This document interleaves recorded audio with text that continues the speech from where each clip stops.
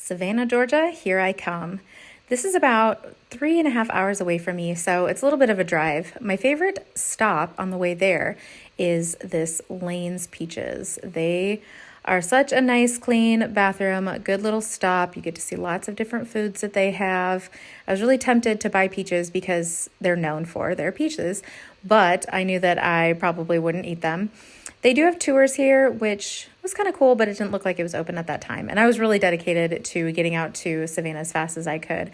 I did end up buying some coffee from here and this little immune system drink type thing that, we were battling a lot of sicknesses in our house. So I was like, let's just try this. It's got like apple cider vinegar and all this stuff. Anyway, I love driving past all those plantation looking type places, lots of orchards. And before I knew it, I made it.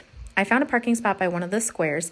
And if you know, Savannah has all these cute little court squares all over the city. I believe there's like 25 or 26, but don't quote me on that.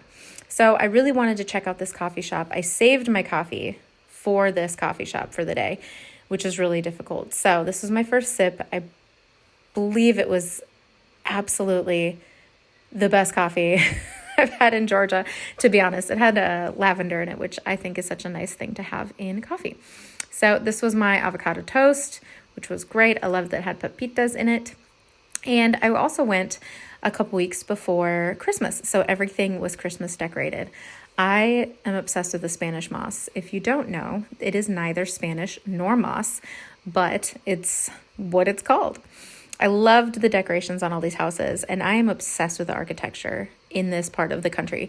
Honestly, everything from Tybee Island, which is out on the coast out here, to all of these old places. I can't get enough of it. I have so many pictures of houses, and I do stop and read all of these little historical markers. There are so many of them, but they are just really fun to see like what life was like and why it's well known and things like that. They offer so many tours of these houses left and right, every other block. If you go on something like TripAdvisor, you'll be able to see all the different ones. And some of them are even linked, so you can get one ticket to one place and it is good for another place as well. But all of these little squares are unique. Some of them have statues. Here's some carolers that I came across. Some of them have like film ties to them. One of them is where Forrest Gump was filmed. And really looking at all these trees, like, how old are these? Like they speak to me. They're so beautiful. And I don't know much about like these statues. I didn't dive too much into it.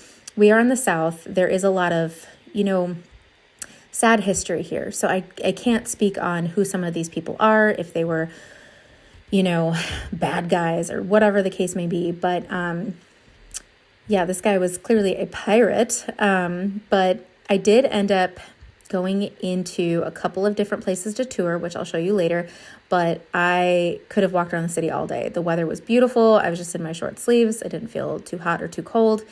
And I got about like 20,000 steps in 2 days, each day, I should say. 20,000 steps each day. This lady found a nice little comfy spot in this tree here.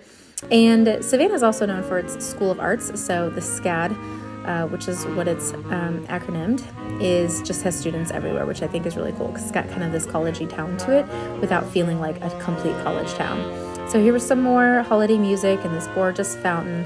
This is in the biggest park in the area, and that's really close to where my stay was. I will show you where I stayed in a little bit here.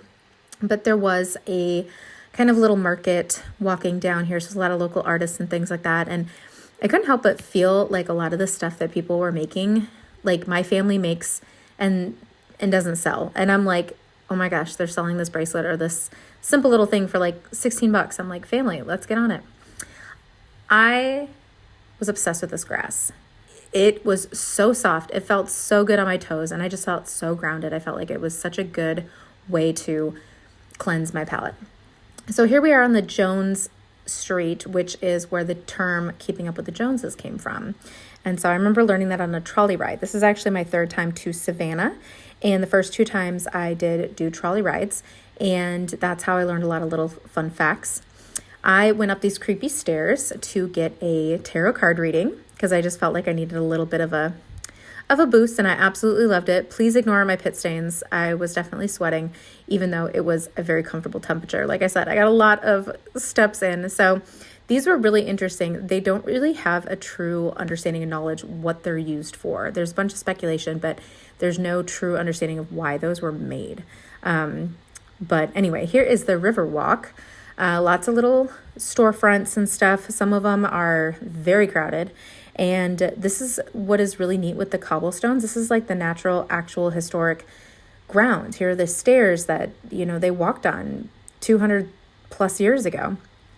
Christmas stores, candy stores galore. Like I said, they were really crowded, so I didn't go in them. Like I'd walk in and kind of walk right out.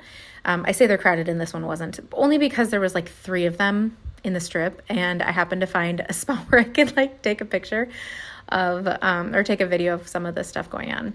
So we've got some interesting drinks here. I did not purchase any of those. Actually, if you don't know, I'm a vegan. Oh, and there's my reminder that it can be kind of stinky in these areas just because this is a little bit of a party area.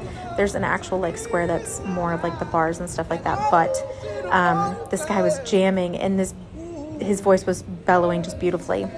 But as I was saying before, as a vegan in Savannah, I thought there would be lots of options for me. And there was, but it was like 1 or 2 dishes per restaurant. There wasn't really like vegan restaurants. So I ended up just buying like food at like a health food store. And that was perfectly fine. If we were with my family, I would have gone to some of those restaurants, but I did decide to brave these stairs that are super, super skinny, and I don't have large feet.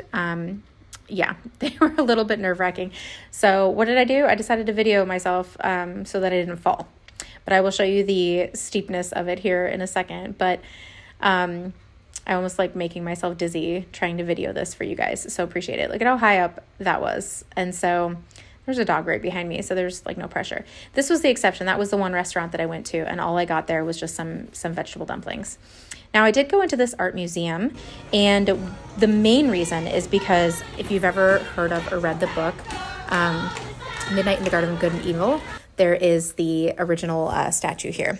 Now, that right there just a second ago was the pedaling bar type thing, and they were singing Taylor Swift at the top of their lungs. So going in here, this was the free part and the part that they didn't say anything about, videoing. They didn't want you to video in here, but I just thought I'd give it a little bit of a shout out. Of course, I'm not like zooming in on anything, but in the middle of Savannah, there's also a couple of graveyards. One of them's off to the side, and that one's like a little bit more well-known, and that's where the Midnight at the Garden of Good and Evil began, or it was based out of. This is just one that you can walk through. I believe it's called Colonial Park or something.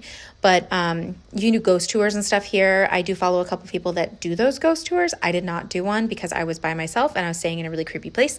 So I will show you that again, like I said, later. This is still day 1. I don't even think I've checked into my room yet. But look at these headstones and these graves. Like, I mean, they're insane. Here is the place that I stayed. So I'm staying in a carriage house in a house that was built like in the 1800s. And when you think of carriage houses where like horses were stayed, this was clearly redone and clearly not super recently. Like it had been a while since they had redone this, but it was perfect. It was perfect for one person. Honestly, it would be perfect for a group. But since it was just me, this was one of my cheaper options besides just going to a regular hotel. And with its historic value and the beautiful house that it's attached to, I just had to. So one of the reasons I didn't do the ghost tour is because I was really afraid of how I would feel at night in this old creepy place. So I slept in that bed. I was a little bit nervous at first, but I found the light on the inside. I almost slept in the beds out in the front, but because the windows were like really thin, I was just afraid people were going to walk by them. So here's another square. I tried to take a different route every time I was walking anywhere because I wanted to see different stuff. So even though I was going back and forth, I really did try to see different squares. Here's another tour that I did. So this is a house that's actually a plantation. They actually held slaves. And what I really, really loved about this house is that, first of all, there's a bridge in the house. First time I've ever seen that. But they do such a beautiful job telling the stories of the slaves that lived here. And they really don't shy away at all from the history. I was super sad to go, but thanks for coming along with me.